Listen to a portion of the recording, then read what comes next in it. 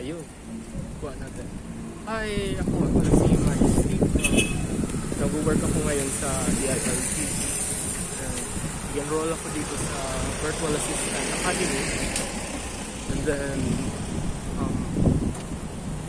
maganda siya kasi from work ako and then makikipag mag-online. Yung tinake ko pala yung self-paced, meaning yun. Sa leisure time ko na-open yung sa website and napapanood yung mga videos and assignments na pinapagawa. And ang ganda ng mga nakukuha akong mga lessons dito galing kay Ma'am na Judy, and talagang malalaman mo she speaks with her experience.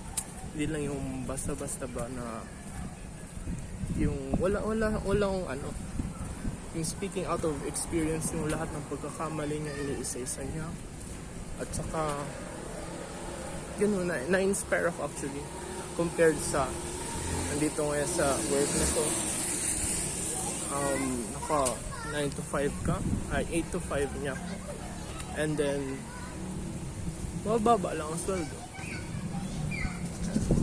And I really like na sabi nga nila na provide daw sila ng client and all. Kasi dati na rin ako ma-experience dito eh. Kung magbigyan ng pagkakataon, aalagaan naman talaga yung clients pag nakuha ayun and all.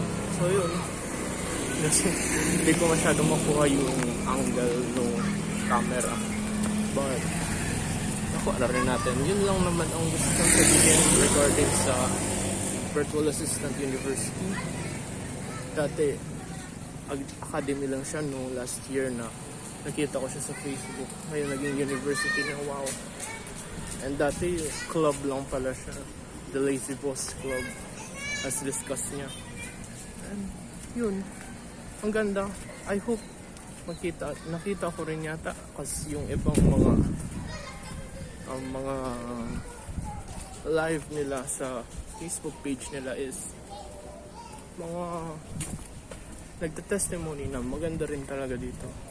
Well, sa akin talaga maganda rin kasi na-discuss niya ng maayos. And narinig ko dun sa isa, maayos na rin yung trabaho niya, night shift ganun. But rin lang naman habol ko is maraming matutunan and ma-apply to overtime, lalong lalo na nasa digital era tayo ngayon. Yun lang.